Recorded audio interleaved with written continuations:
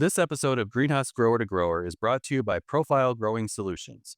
Unlock your growth potential with Profile Growing Solutions. A revolutionary product portfolio is the key to cultivating total performance for professional growers in today's horticultural and food production markets. Profile supplies industry-leading substrates and nutrition products, such as hydrofiber engineered media, Florican controlled release fertilizers, and True Root propagation solutions. These products provide consistent quality and superior performance to boost plant growth and return on investment. Learn more at profilegrowing.com. Welcome to Greenhouse Grower to Grower, the podcast where we talk to growers from across the greenhouse industry about market trends, innovation, their biggest challenges and opportunities, and more. I'm Brian Sparks, editor of Greenhouse Grower. Ken Littrell grew up on a family farm, and since then he's worked in and out of floriculture, including spending time with some of the industry's leading growing operations. He specializes in leadership development, change management, and how to build a better team through transparency and communication. In my recent conversation with Ken, we talked about everything from how to keep your team motivated and mission-focused during the busy spring season, and how the best leaders lead by example. Here's our conversation. I don't know if you could tell my dialect. I'm from the South, Okay. so I was born and raised on on the Alabama-Tennessee state line. So Yeah. a lot of folks they'll recognize that because they see me here and they don't see that I'm actually from the South. But I grew up in a farm family. Both sides of my family were farmers, and so I had an early understanding of plants and a garden and so forth. When we talk about a garden in the South, we're talking about a half an acre. It's not, it's not like a little patch in the backyard. It would be no minimum than a quarter acre. And I learned the fundamentals of growing from my mother, my grandmother, my grandfather. Yeah. And I didn't understand it at the time. Of course, that evolved over time as I got to be with the growers and botanists and understanding all the ins and outs and the idiosyncrasies of growing. Like, I can remember my grandmother planting, certain flowers, annuals like petunias and daisies, and sort of marigolds was probably the staple. To Yeah. keep insects away. I thought it was just because they wanted to make it beautiful, but there was a rhyme and a reason behind it, and I didn't know that at the time. And so that kind of got my interest about and I always loved plants. I Right. always loved the growing part, and then I joined the army, went away, and then after I left the service, the first job I had was working with a real estate company. It was a conglomerate company. It had several different venues, and I never understood it until looking back on it, years ago. Is that the time that I came on board, they had a greenhouse. They were farmers themselves. They Mhm. had a small furniture stores, and they had also a landscaping company. Okay. And I remember that what their focus was making the home presentable, curb appeal. And Mhm. so they really got into the lawn, gardening, the flowers, and the approach of making that home look comfortable. Yeah. Everyone's perspective of what makes a home is different, but that's really what growers do, is that they're growing the byproduct that is going to eventually wind up in someone's home, whether that's Mhm. apartment or whether that's their house or whether that's a complex. Someone's doing something that's going to bring all those things to that home, Yeah. and that's really kind of where it kind of started. And then got into the furniture business right after that, Mhm. and then that's where I met Christine Lonergan. Christine and I worked together with two different furniture companies.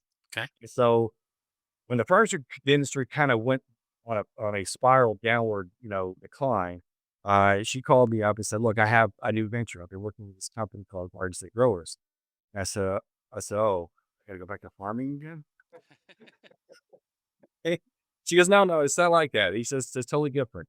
And I said, "Okay." She said, "Why don't you just come out and take a look?" And I went out and I saw this 500-acre spread, Yeah. and I saw all how they grew it, from propagation, the production lines, the hoop houses, and to the picking up and the delivery systems. I thought, wow, this is really something I would like to get into.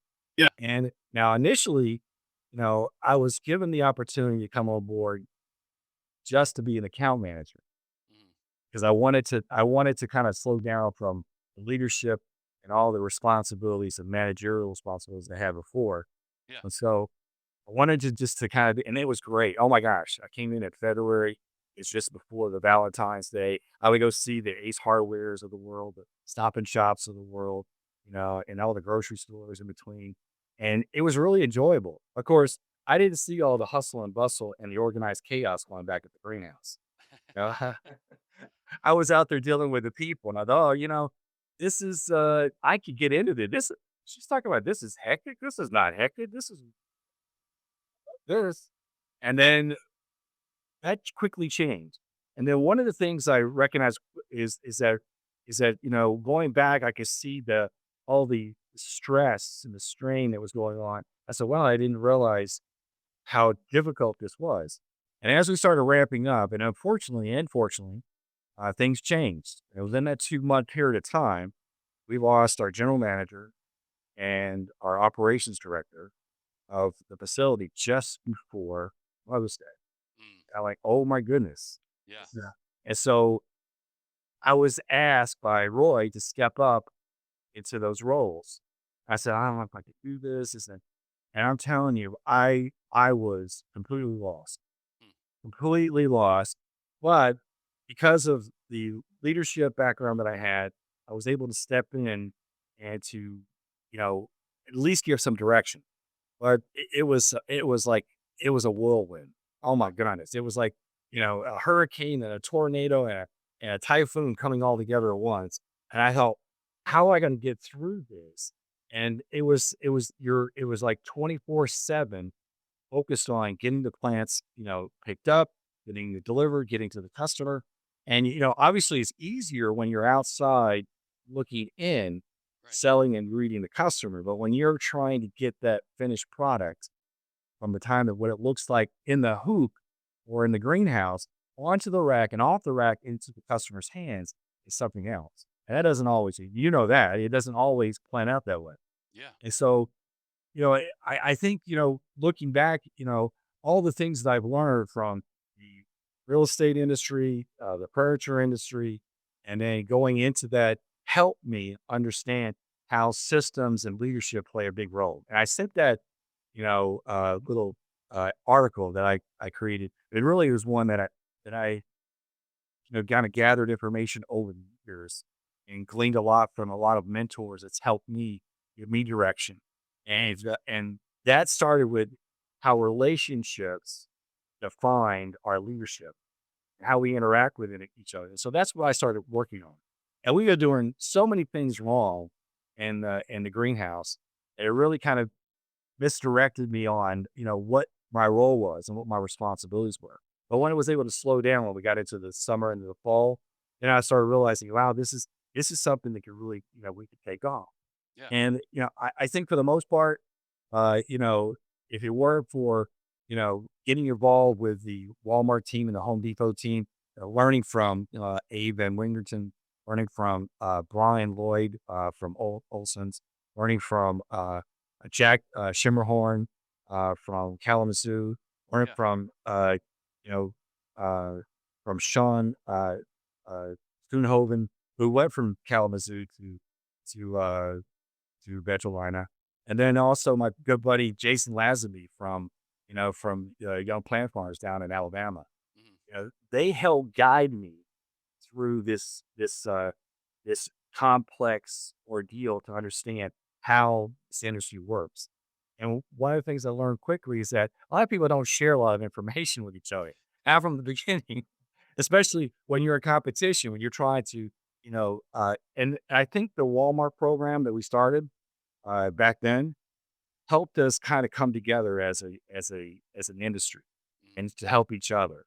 And I think if it wasn't for those guys, Roy, Christine, Abe, Sean, Brian, Jason, I probably wouldn't be able to see that my path was successful. Yeah. And I think that's so much what you're doing now and sharing this information with other growers and having them participate in how to overcome certain obstacles and how to face, certain decisions. That's really helpful. And I think it's beneficial to not just them, but it's also beneficial to those who looking from the outside looking in. Yeah. And I tell you what, from a new person coming in, going back to your article you wrote, about the barriers and the terminology. I didn't understand the language, Yeah. and of course I didn't understand some of the sensitivities, that came with the growing and the details came with growing. Mhm. And when your head grower, says one thing and you realize that, wait a minute, that doesn't make sense. And then you don't understand why it doesn't make sense. And until they explain it to you. Yeah. And of course, I'm looking at efficiencies. How can we be more efficient? Mhm. How can we get to this point of being profitable? How can we be more timely? And of course, a number of things are put on my plate, trying to retain, keep attrition at a low, Yeah. keeping profitability. And our biggest cost factor or overhead was labor. Yeah. Our labor cost it was over the roof. And what I found was that, you know, everyone became departmentalized and, they became a silo, every department. Growers, even the perennial growers and the annual growers were departmentalized. Yeah. And then, the shipping team, the picking team, the operations team, the sales team. And but bringing them all together, I think, is what brought it where they started coalescing and sharing information. And it came down to that one key factor of communication. Mhm. And you know that, you have to have communication and it has to be effective communication. Yeah. And for the most part, I think that's where a lot of it, it's stemmed from. It's all the misinformation and the isolation of each department. Sure. There's like a communication. So, I kind of left my foreground here about where I was going. But for the most part, I think, um, you know, what I've learned from, when the past, industries helped me solidify that relationship with those in the growing industry. Okay. Of course, I learned so much from them. I mean, it was phenomenal. And I know Noah Schwartz. Yeah. Yeah. Noah was awesome, and he slowed things down for me to understand it. And I think that's really what it comes to finding employees, especially people coming into the industry where they don't know the terminology. He's Right. slowing it down enough for them to feel comfortable with the terminology. Yeah. Just like any industry, it doesn't matter whether it's furniture, whether it's the growing, the plant industry.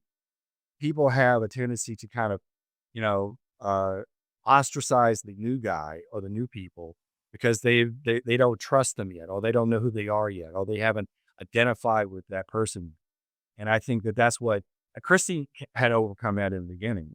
And like myself, I had her to lean on, Yeah. to kind of guide me through that. But once you get through that initial stage, it's like that honeymoon stage, you wind up feeling more comfortable and then starting to open up more and then you're starting to share more. But, you have to spend more time with those new employees for them to feel that comfort zone.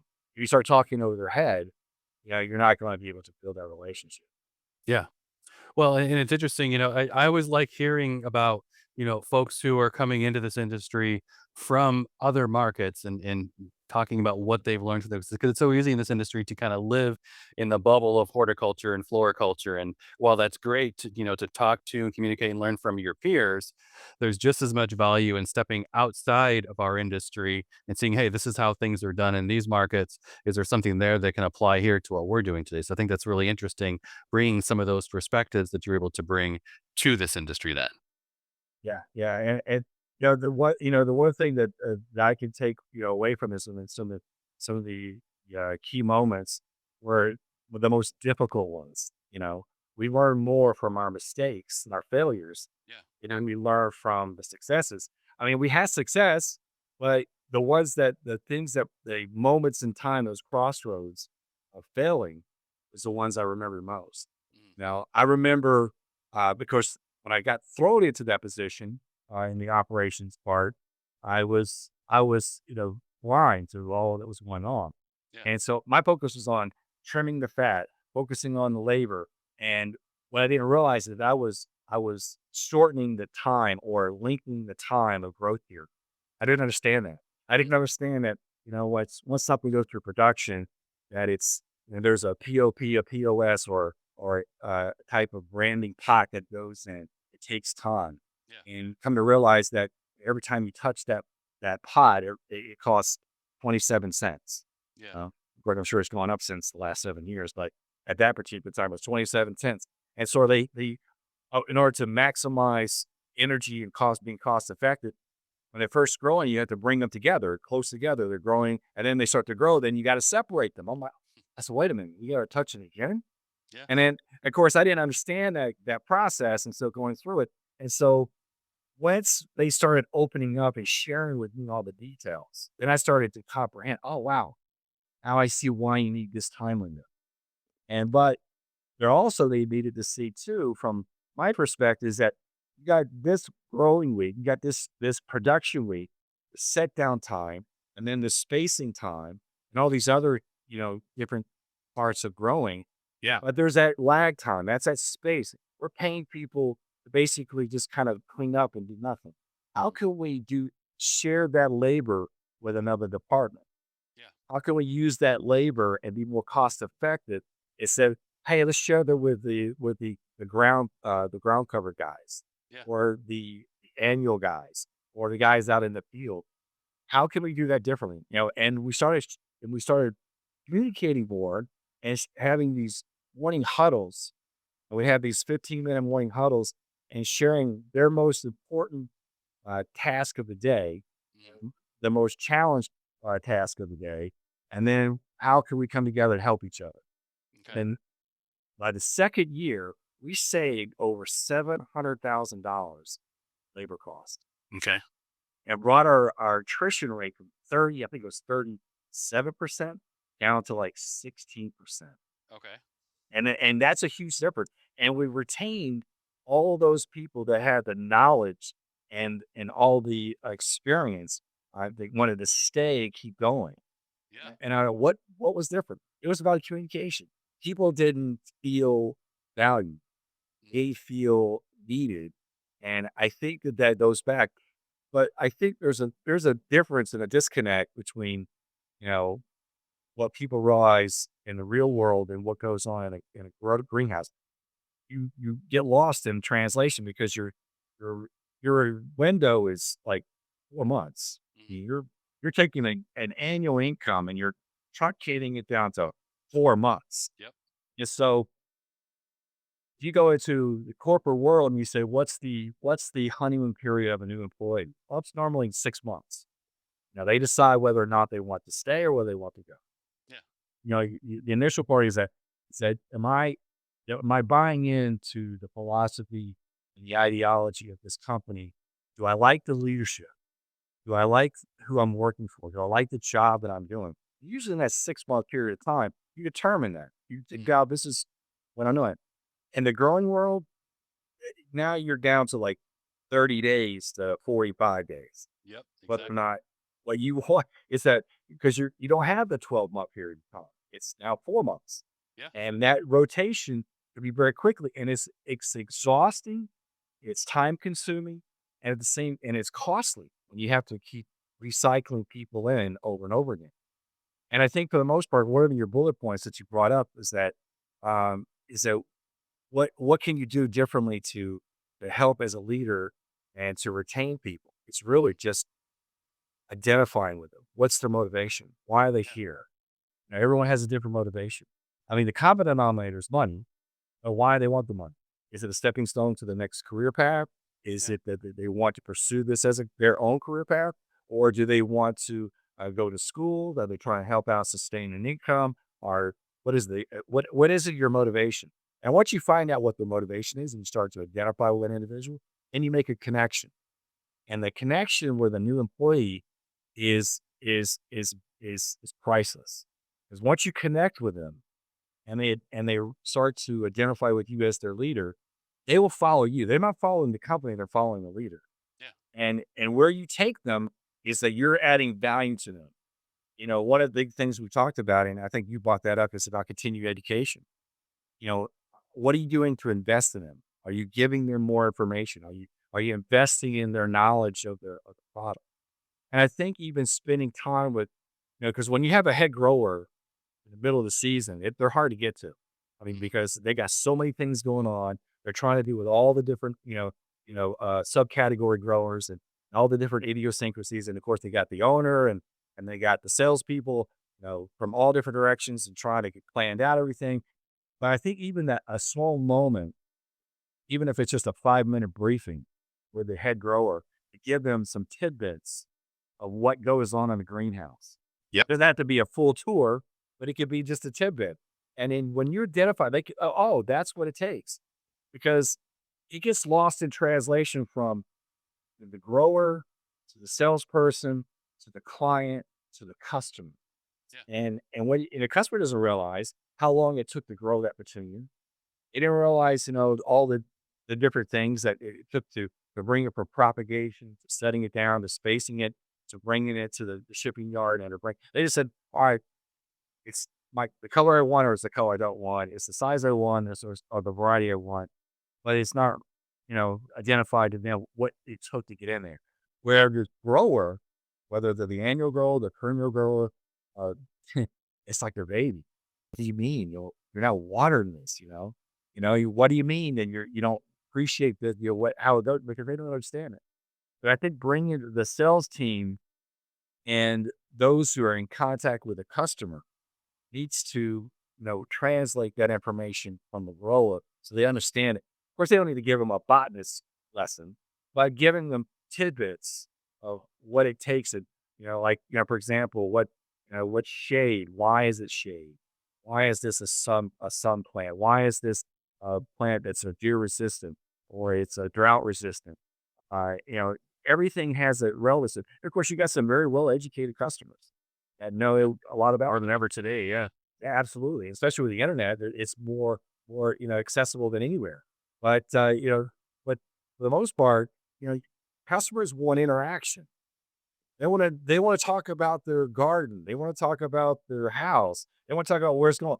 It may be a little time consuming, but really, that's really what you to keep your customers coming back. And there's an old saying that says, "Repeat business keeps you in business." Hmm. And that customer is going to tell their friends, their neighbors.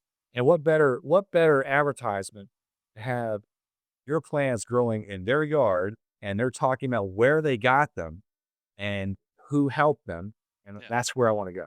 Yeah. And that building that relationship, it transcends customer to the client, to the sales team, to the shipping team, to the growing team, back to the plant itself. And that to me, that's where it all comes down to. But sometimes we lose focus on that.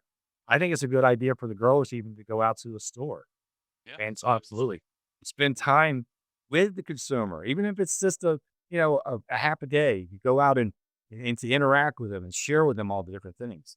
You know, I learned so much, of course, being a country boy and growing up down south. I learned. Of course, it took me a while. It took me a minute to learn some of the lingo, but you know, now, when I always refer to soil as dirt, and the guys would, oh, they get so, it's not dirt, it's soil.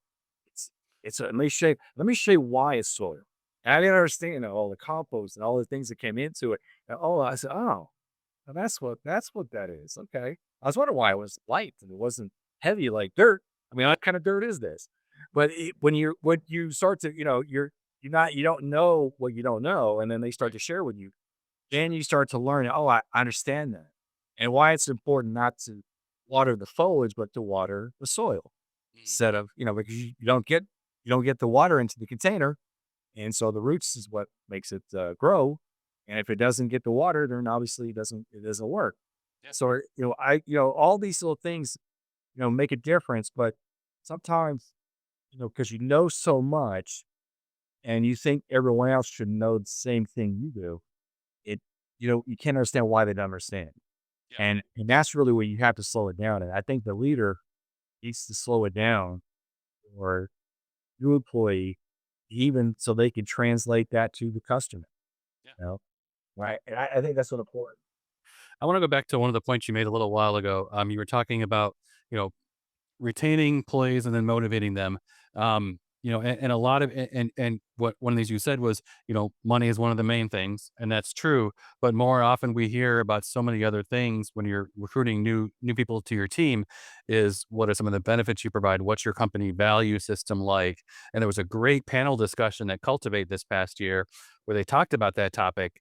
And, a lot of it was based on, that conversation. You can do all the research that you want on here are some of the new benefits I can offer, and et cetera. But a lot of it in your business starts with talking with your team, that communication that you said is so important. Can you kind of talk about that a little bit?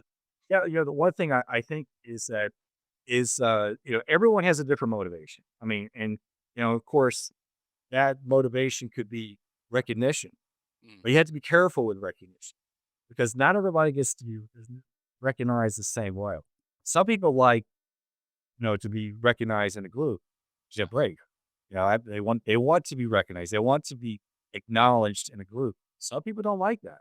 And I didn't realize that until going through the years of leadership is that why that certain people that was, of course, a smaller percentage of them, but everybody's got a different personality. They don't want to be embarrassed, yeah, even if it's a good acknowledgement. They want to be, they would rather be acknowledged and like in private or to be acknowledged like with a certificate or something or monetary or something that's not as exposure. Some people like right, to put out in front of a group and say, give a clap, and this is what it is. So acknowledgement and recognition are, I think, probably the common denominator with everyone. We're human beings. We want to know that we're valued. We want to know that what we're doing is important. We want to know that what we're sharing. But at the same time, is that some of the most valuable, things that we could do to help an employee be recognized is just to spend time with them. Is take a moment and share that with them. Now, a lot of leaders, they get so wrapped up in the day-to-day of what they do, and they lose track of look, you gotta get your team going first, yeah, and momentum is a leadership's best friend. You don't get the momentum going, then you're not gonna get what needs to be done in that day. You can always, do what you need to do either early in the morning or late in the evening, and that's a sacrifice leaders have to make. right, But focusing on the employee, recognizing them, acknowledging them, and just saying, how comfortable are you in this moment?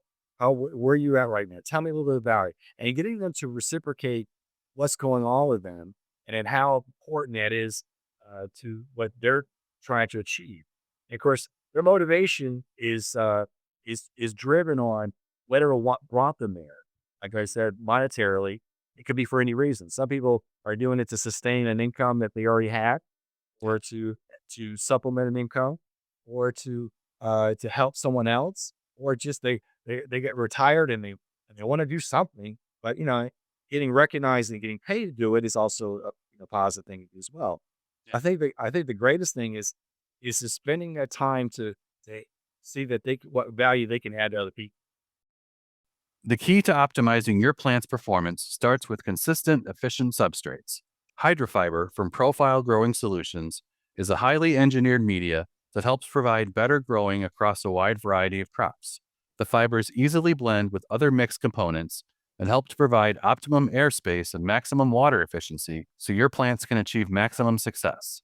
Unlock your growing potential with consistent and efficient hydrofiber. Learn more at profilegrowing.com.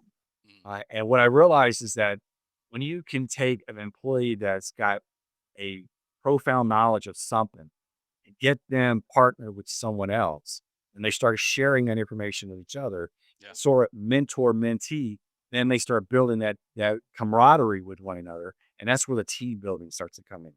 yeah, So when you see that and you start to have dialogue with across departmental lines, that's where a lot of team building starts to come into play too. One of the greatest difficulties, no matter what company you're with, is that if there's a division of departmental lines, whether it's the shipping department, sales department, operations department, the growing team, yeah. if you can't get past that, then you're going to be shut off from the communication, Mm, and a lot of people start to compartmentalize their frustrations and negativity, and instead of positive, you know affirmations and right. acts of kindness, and those go a long way. I mean, just bringing a cup of coffee to your shipping manager who hasn't left the cubby, for almost a day and a half. Yep. We're trying to get everything out and get all the shipments out. You know, those little things make a difference. Yeah. And because we lose sight of everyone else's responsibility and frustrations because we're wrapped up in our own. As leaders, I think we need to transcend that to everyone else. And people get confused that titles define leadership. Titles don't define leadership. Matter of fact, titles don't is not even considered leadership. Yeah. The title really is only purpose of a title is to define your job responsibility. That's it. It shouldn't. You can't use title to as a positional way to lead someone. All right. Leadership is defined by the relationship. If you can't relate to someone, can identify with someone, and that's really the servant leadership's mentality. Is that what can I do, Brian, to help you? How can I help you achieve your goals? This is your goal. This is our expectation as a company. This is where we want to go. How can I help you get there? And when you do that, now you started having dialogue with that individual, and you're finding out, and everyone's different. So many managers use their title and position to try to lead people. That's short. I mean, that's really short lived.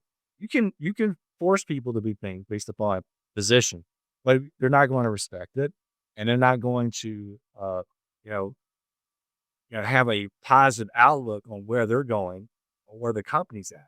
So you want to define that by, how can I what motivates you? Everyone's motivated different. I mean, I'm gonna ask you, Brian, what motivates you? What is your motivation? What do you like to when someone's giving you some task to do? What motivates you? I mean, for me, it's seeing what the end result, and hopefully, it's going to be something that helps somebody else. That's our purpose with our brand for greenhouse growers to, maybe bring something to the industry that somebody's not going to know already, and try and apply it to what they're doing in their business. So that's kind of thing that motivates me. And I really like how you talked about the titles and how they can be overemphasized sometimes. I had a very similar conversation with somebody just this past week where we were talking about when you're coming together to solve challenges and everybody comes to a table, it's not the titles that help you get through those challenges. It's the knowledge base of who's there. And that could be the head of a company. It could be a head grower. It could be somebody who's down the production line who's seeing something that maybe not everybody else sees. But if they've got that knowledge to help, solve a challenge, that's more important than anything else, I think. A lot of the language you probably hear it. I'm not sure. Are you familiar with John Maxwell? Yeah. John, I'm a student of John Maxwell, probably 30 plus years. Workshops and train seminars, and the one thing is that a leader defines himself based upon their core values, Mhm. their guiding principles. Yeah. And I've adopted those core values and guiding principles that he laid out. Of course, I gleaned a lot of other, wonderful information from a number of different, leaders and the spokesmen. Right. Um, I'm sorry, my office is near a fire department. If you heard that, I mean, literally across the street. Oh yeah. So I apologize. No We're worries. yeah, but gleaning all that, and you'll probably hear that. But one of the things I think a leader needs to make sure that you understand is that you don't want to be fake. You have to be authentic. You can't be. It can't be a fake way of presenting yourself. You can go to all these classes and train seminars and workshops and motivational, venues and events, but it's short lived if you don't allow it to become an innate part of who you are. Mhm. And I've allowed that to happen. Of course, I make a plethora, and I use the word plethora very openly, of mistakes and failures throughout my career. Mhm. But I've learned to embrace those failures instead of running away from them. What can I take away from that? What can I learn from that? How Yeah. can I improve upon it? What can I share with someone else to help them making the same mistake or creating the same failure? And then that's what motivates me is helping other people. And I enjoy that. I really enjoy finding someone that sees it, but not everyone who's in it recognizes that they need help. Mhm. You know, and so I think that's what a lot of times, and I think if I go back 30 plus years ago and talk to that Ken in his early 20s and saying, what a manager's define it. It was all about the title, yeah, the position. And quickly realized that when you focus on that position alone, you wind up working alone. Mm. You wind up doing the job and you don't delegate because you can't because no one wants to do it. No Yeah. one's volunteering to step up to the plate. You wind up having to do the job yourself. Well, you can still be successful, but you're going to burn the candle at both ends, and you're not going to have any longevity. Yeah. And that's what I learned the hard way.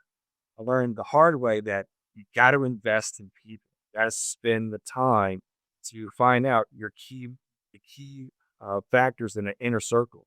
Yeah. One of the things I learned was is the law of the lid. Talk about leadership. Mm. Well, if your leadership rating on a scale of 1 to 10 is a 6, and you're have the potential to be an 8 or a 9, you're never going to be more than a 6 because that leader is not going to allow you to be there. Mm. And that comes out even when you're recruiting and hiring.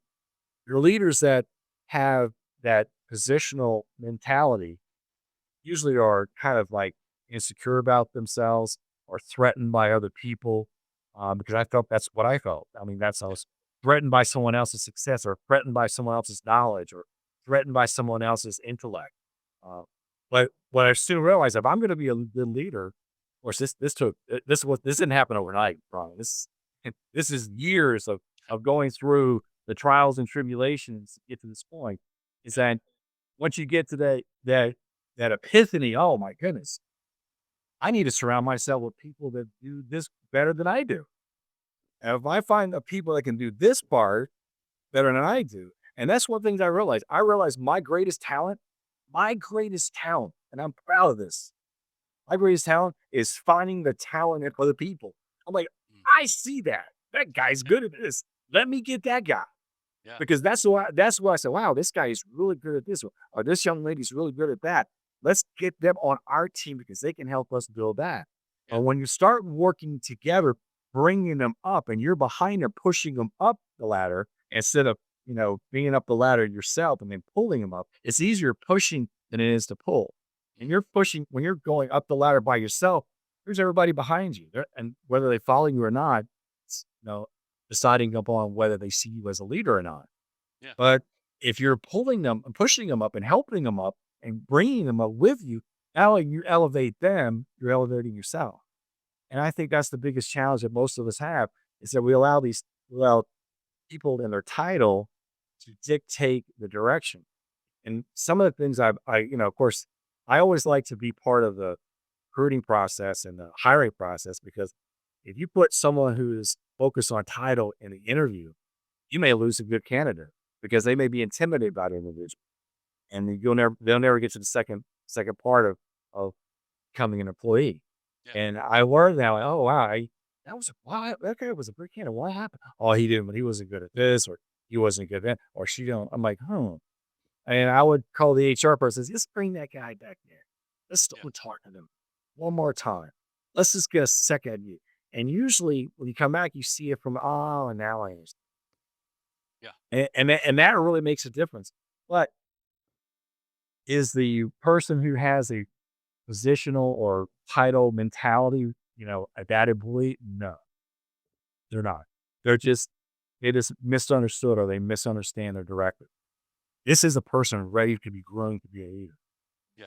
Show them the importance of being a leader and help them guide them to become a leader. And then show them all the attributes of what a leader is supposed to dictate. And usually that's what happens. You wind up. Now, those people who don't want to, step on board and see the vision and be part of the vision of that company, they wind up fading away, Yeah. one way or the other. Either they're dismissed or they dismiss themselves. And that's unfortunate because there's a lot of talented people out there, but, sometimes they get narrow minded and they don't want to open up and expand the horizons of understanding of what your role here is. And that's how I look at it. And I've learned to look at it that way is that when you step into a leadership role, is that what can I do to help my team better what they do? What Yeah. can I bring to the table? And I think that's the biggest thing. And it comes out of communication. Of course, this is in communication. I have a communication background when I went to school, and there were 4 elements of communication. being communicative. And people misunderstand. We say, well, I communicated. I communicated with him. How did you communicate with Yeah. him? And that's really what it comes down to, because it comes down to how you communicate and what was understood. Because if it's lost in translation, it's not communication. It needs to be effective communication. And we define effective communication as like being communicative is that you and I are in a reciprocal conversation, and we're either face to face, physically, or we're audibly or visually in a communication. The other one is supported communication. Supported communication can be, an email. I'm sending an email to you, and the email is, but that's only one sided. And then there's text messaging, and you can even have even a video, someone that's a video that actually, you know, put a video and sent the video to them. So here's communication. That's still one sided, but it's Yeah. supportive. And then there's informative communication, and we all have info. We have standard operating procedures. It's in a manual. We have instruction manuals that tell us step by step how to do things. That informative communication is just one sided too. But then there's the last one, which is directive communication. Yeah. It has to be face to face. Even if you have to get on a plane and fly to that person's location, it has to be face. It has to be directed, and it has to be a verbal conversation to set the goal and expectation of what's expected of both parties. What do you expect of me, Brian, and what I expect of you? Mhm. And I think when you bring all those together, that's communication. A lot of times people think, especially when you're from an administrative perspective, I want you to communicate to all the merchandising team out in the field this directive. And they send them an email. And I said, I communicated with them. No, you didn't. How many people got have an email on their cell phone? How many people look at their cell phone? Did you Yeah. see whether or not they're reading their email? That's one sided. We really need to have a dialogue. It should be a conference call, Yeah. or Love it. it should be a Zoom call. It should Yeah. be so they can interact with you and reciprocate what's going on. Now, I can't do that here because in this location, they have trucks coming in all day long, and we're not able to do that on the parking lot, right? And it could be anything. I mean, we had a Home Depot that was when I say back to a Walmart, I mean, it was like this. Mhm. There was a gap between, and Walmart took it upon themselves that they started putting soil and mulch back in that thing where Home Depot was putting flowers and drawing attention. So how many people are shopping for mulch? You'll see a bag Mhm. in the most visual part, and you're looking at two different, you know, major retailers, literally a pie, and one's facing one way, one facing the other way, and where they intersect, one is promoting bags of mulch and soil, and the other one's promoting flowers. Who's gonna win? The flowers. Oh, Yeah. the flowers always wins. I mean, Yep. you're gonna need mulch, but that shouldn't be your curb appeal to the consumer pulling into the parking lot. Yeah. Curb appeal needs to be something that's got bright color, that's drawing the customer to foliage and drive them in it. Yeah, the Home Depot has mulch and soil, but they also are showing it. But Walmart didn't show that. And I'm not trying to pick on Walmart. Please don't. But it was just that it was funny watching that and then trying to get the merchandising team to understand the value of that important thing. Well, we can't do that because Walmart has these guidelines. They have a certain a prototype or a certain floor layout that they have to adhere to. Well, who do we Yeah. need to talk to change that? Because you're missing opportunity here. Yeah. And how can you're not going to get the sales that you're looking for in Department 56 when Department 28 in Home Depot is outshining you, and you're literally, you can't ignore it because they're right there next to, I mean, they're literally steps away from you. And it was crazy. And once they started realizing that how effective they could be from a relational point, even the administrative team, how they communicate with the team in the field, now they can start relating to each other. And one of the things we started doing was taking small, short videos of the garden center. Here's Yeah. before, Years after, here's an interaction with a consumer. Here's an interaction with an employee at Walmart or employee at Lowe's or employee at Home Depot. When you start doing that, and then you start hearing it, now the administrative team relates to, oh, that's how that works. Because they're focused on putting in orders, making phone calls, sending out emails, and they get lost in that. But they're just as much a part of the team as the team in the field. And I think that's where we lose sight of that. And it has to be effective communication that brings them all together and sharing all that information. Well, and going back to your point too about, direct versus supportive communication, I definitely appreciate that because, you know, sending an email or a text, I mean, number one, there's the tone that you can't always realistically highlight when you're sending an email or a text. The other thing too is there's the direct conversation means there's going to be a conversation. If you're talking over email or text, at some point somebody's going to end that conversation or just choose not to respond.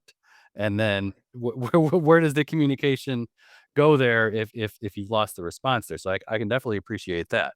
I do want to go to as we start to wind down a little bit here, just to go back to one of the things we talked about near the beginning of the conversation. The fact that we're having this conversation right around the beginning, I'll say the peak season for many folks in this industry. And, somebody coming from the media and publishing world, I'll say, I mean, we have our busy times of year, but for the most part, it's fairly consistent across the year. Whereas this market, as you said, you've got that, let's say 4-month window where 90% of your work happens, 90% of your income comes in during that time. So can you talk about it as you wrap up here, the importance of not number one, staying motivated with yourself and your team during that busy time, and really how to manage and alleviate stress. I mean, it can be easy to burn somebody out quickly if they're not ready for, this very busy time of year that a lot of folks are facing. Well, I think that's one of the things that is that first of all, as a leader, you have to be able to, release that yourself. You got to find whatever that is. One of the things I did, and of course, this is my own personal name. You have to find your own. Yeah. Is that we had a 500-acre farm, and I would take a long walk. I would take a long walk out into the fields, and one thing I love seeing the salvia or the lavender fields. Oh my goodness! It's just when you see it, it's just like majestic. And then having a time just kind of to deflate all the frustration and allow that to happen, and getting your mindset right and just clearing out all the things from your mind. And then, all right, so now what do I need to do to help the person that's most frustrated or the most difficult? And then I would go to them after I cleared out my head. Yeah. I would go to them and then have them slow down a minute. Let's bring them a bottle of water or a cup of coffee, whatever it is, taking them out of their element. You got to get them out of their element. Look, can't be productive if you're stuck in in the frustrations and the stress of what you're dealing and you're not being productive. Yeah. Right? There's a difference between having momentum, but also there's a difference between getting so frustrated where you can't be productive. And when you find that individual that's not productive, now they're in the momentum. Don't be a momentum changer. Don't be a momentum stopper. Let them keep their momentum going. Well, you get to the point where is that once they get to that end where they're kind of spent, you want to bring them in and just kind of just take them on a walk with you.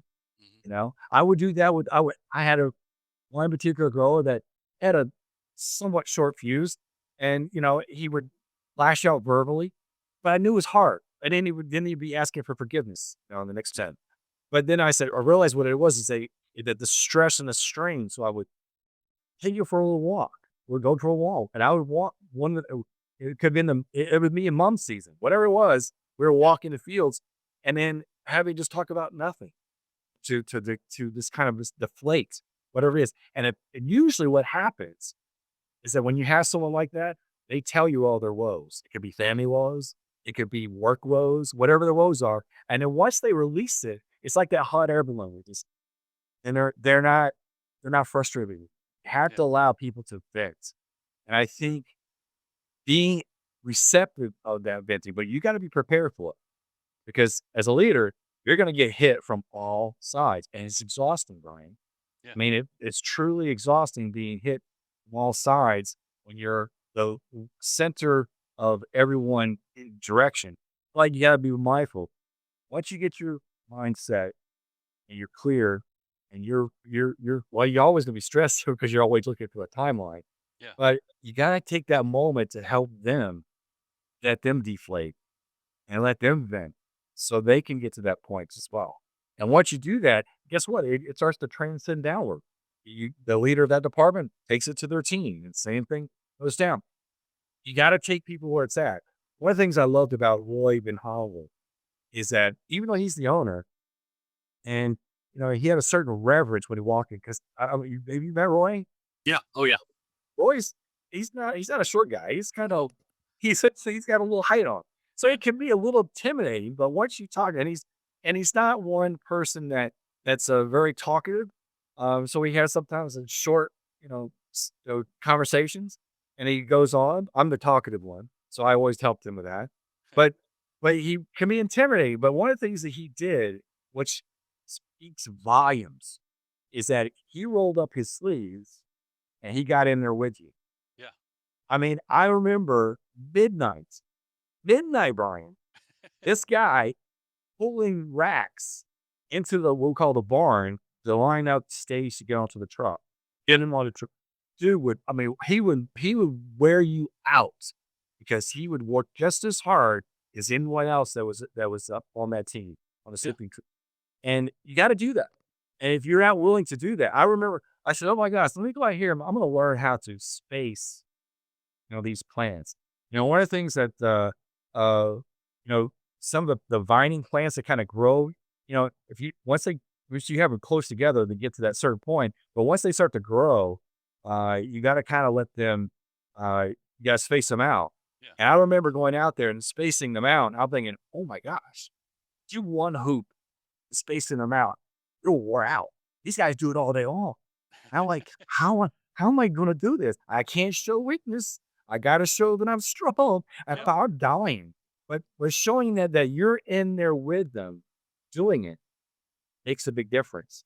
That's a motivation. That's showing acts of kindness, and that's showing that you're in it with them. You're not just delegating and dictating what needs to be done, but that's a motivational factor. Yeah. And, it's not just listening, but it's also showing. And I think to me that was so. One of the most thing now, this will be part of the is that I remember, of course, this was in the second year of my operations before they put me in the training department of the company. When I was in the operation part, the second year was much more smooth. I learned my lessons. I've gotten more experience under my belt. I had the team coming together, and uh, and I think all the departments were starting to, coalesce in what the main goal was: servicing the client and servicing the customer.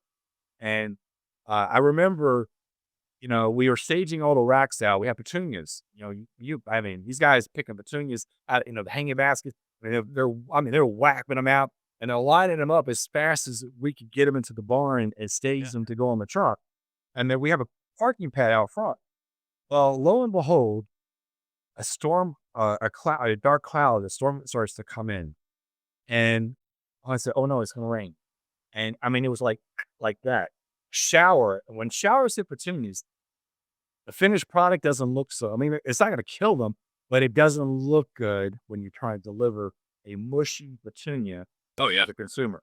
So, without hesitation, everybody, I'm talking grower, shipping, administrative, human resources, sales team, running out to the pad and pulling in their carts into the barn, into the anywhere, any aisle, anywhere we could get anywhere in the building out of the Yeah. rain until the rain stopped.